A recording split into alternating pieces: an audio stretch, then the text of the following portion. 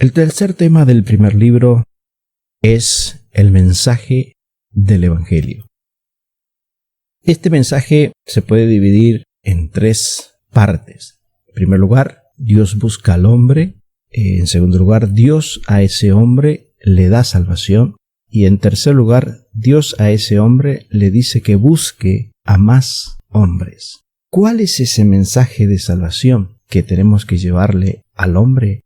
Arranca en el principio, con lo que se conoce como la caída. La palabra caída en el contexto bíblico se lo usa para designar la entrada del pecado mediante la rebelión del hombre y la mujer. ¿Qué es y qué consecuencia trajo esta caída o rebelión?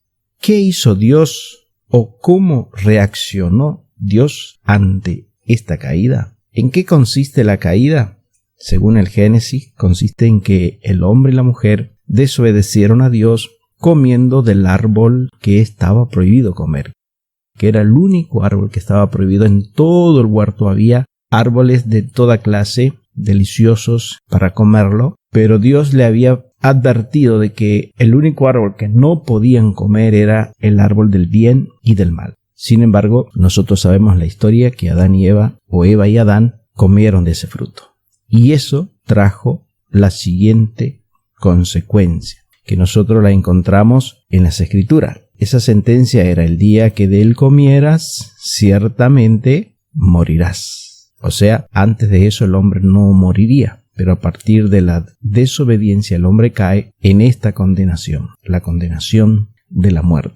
Y encontramos nosotros el término muerte, que significa separación. Es lo que Dios hizo en ese momento. Dios lo separó al hombre del huerto del Edén. Pero también la muerte es separación de ese espíritu que Dios le dio al cuerpo. Dios había hecho todas las cosas a través de la palabra, pero al hombre lo formó con sus propias manos y le dio su propia imagen y semejanza. Y luego sopló aliento de vida en su nariz y le dio el espíritu de vida. En la muerte lo que sucede es la separación de ese espíritu de vida, y el cuerpo, que es terrenal, deja de accionar, de moverse.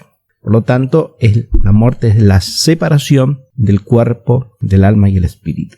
En la Biblia encontramos 3 clases de muertes, o podemos decir 3 tipos de muerte distintas. La primera es la natural, que la encontramos en 1 Corintios, el capítulo 15, versículo 21 y 22. Dice: esta ingresó al género humano por el pecado de Adán, y es universal, como lo dice en Eclesiastés 8:8. Nadie se escapa de esa muerte. Todos pasamos por esto. No hay distinción. Dice el versículo 8 del capítulo 8 de Eclesiastés, dice: no hay hombre que tenga potestad sobre el espíritu para retener el espíritu, ni potestad sobre el día de la muerte. Y no valen armas en esta guerra, ni la impiedad librará al que la posee. Digamos, toda la medicina, toda la ciencia, todas las armas que el hombre ha puesto a favor de la vida para detener la muerte, al fin y al cabo sigue siendo irrelevante, porque la muerte siempre llega, tarde o temprano. Ese es el castigo de la desobediencia, es la caída. La vida depende de Dios, pero la muerte también depende de Dios. Nadie muere sin que Dios lo permita. Y eso es igual para todo género humano. Aún siendo cristianos, nosotros debemos morir. Ahora vamos a ver más adelante que Cristo también murió. ¿Y por qué murió? Y ese es el mensaje que nosotros tenemos que llevar. La segunda muerte es la muerte espiritual. Es la consecuencia de vivir en pecado. Muchas personas están vivas físicamente, pero muertas espiritualmente, como lo dice en Efesios capítulo 2, versículo 1. Y dice: y Él nos dio vida a nosotros cuando estabais muertos en vuestros delitos y pecados. El que vive en pecado, o sea, en desobediencia a Dios, espiritualmente está muerto. ¿Por qué? Porque está separado de Dios, no tiene contacto con Dios, está lejos de Dios. Eso es la muerte espiritual, estar separado, desconectado con Dios. Y la tercera muerte es la definitiva, o sea, la separación definitiva del hombre de Dios. En la primera muerte, o sea, en la muerte natural, solo se produce la separación del espíritu y el cuerpo.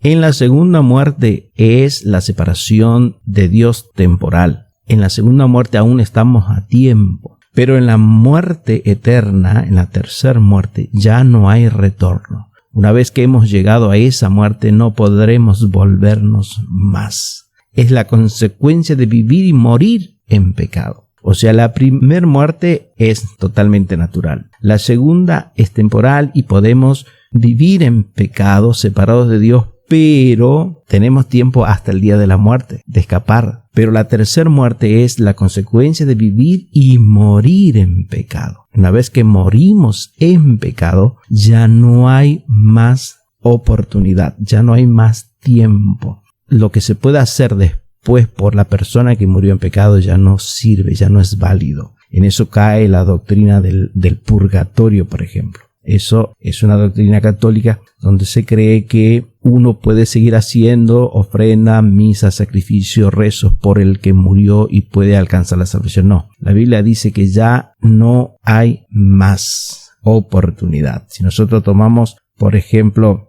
Segunda de Tesalonicenses, capítulo 1, verso 9, dice: los cuales sufrirán pena de eterna perdición, excluidos de la presencia del Señor y de la gloria de su poder.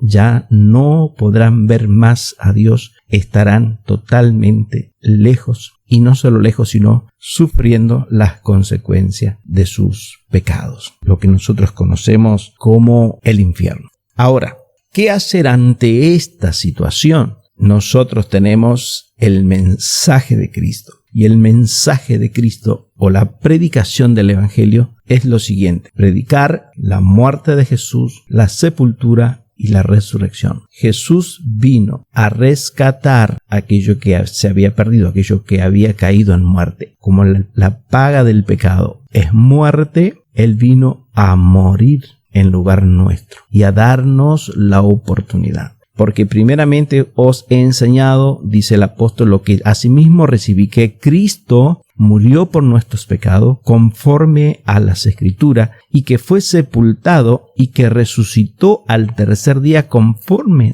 a las Escrituras. Y nosotros vemos aquí la cruz, la tumba, pero una tumba vacía. Eso significa de que Cristo ha resucitado. ¿Cuál fue el mensaje de Jesús?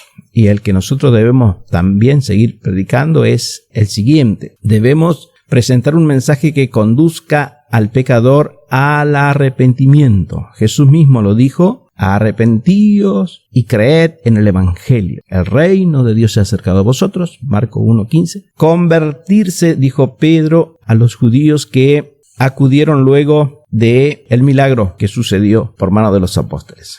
Que se conviertan. En Hechos 20:21 es necesario tener fe en Cristo y bautizarse en el nombre de Jesús, como lo hicieron los primeros cristianos en Hechos capítulo 2, verso 38. Pedro le va a decir: arrepiéntanse y bautícense. Era una forma de dar público la confesión de Jesús, de que ahora eran seguidores de Cristo. Ahora, ¿qué tenemos que enseñar o qué tenemos que predicar nosotros? Si Dios ya nos salvó, Dios nos perdonó, ahora nosotros tenemos que enseñar. ¿Cómo tenemos que hacerlo? Es de la siguiente manera. El método bíblico para alcanzar o lograr la salvación está en Romanos capítulo 10, verso 9, donde dice que si confesares con tu boca que Jesús es el Señor y creyeres en tu corazón que Dios le levantó de los muertos, serás salvo. Esta es la declaración más completa, más profunda del Evangelio en toda la Biblia. La salvación es por gracia, por medio del don de la fe, según Efesios capítulo 2, verso 8 al 9. El original griego conlleva la idea de confirmar con la boca lo que ha sucedido en el corazón. Todo aquel que realmente cree confesará a Cristo, como lo dice Mateo 10:32 y Apocalipsis 3:5. Y esta es la forma, este es el mensaje, que hay que confesar que Jesús es el Señor y creer con el corazón que Dios le levantó de los muertos.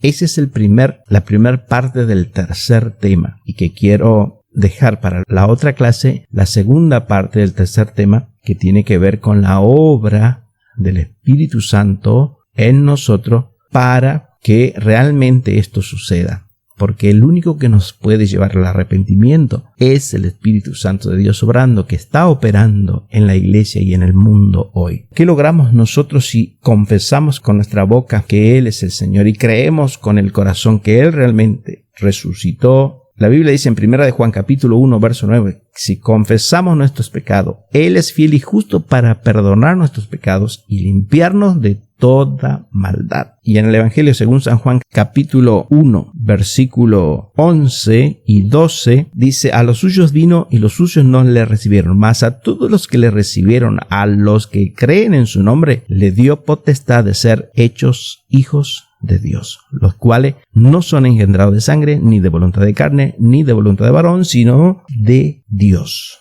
Entonces, haciendo un resumen de lo que es la primera parte del tercer tema, nosotros tenemos el mensaje de Dios para el hombre caído, para el hombre pecador. El único Salvador es Jesucristo, porque Él fue el único que vino y tomó el lugar nuestro. Así como en Adán, dice el apóstol Pablo, todos mueren en Cristo, todos somos vivificados. Cristo es el segundo Adán. El primer Adán fue desobediente, pero el segundo Adán fue obediente y por la obediencia de Cristo fue a la cruz, murió, fue sepultado, pero al tercer día resucitó. Tenemos que creer que Él está vivo. De nada nos sirve creer en un Cristo que murió y nada más. No, Cristo murió por ti, Cristo murió por mí, pero resucitó y hoy está a la diestra del Padre intercediendo por todos nosotros. Ese es el primer mensaje. Y para recibir a Cristo debemos confesar con nuestros labios lo que creemos en el corazón y recibirlo, confesar nuestros pecados y nuestras maldades, pedirle perdón y Él nos perdona y nos libra de la muerte, de esa muerte espiritual y de la muerte eterna.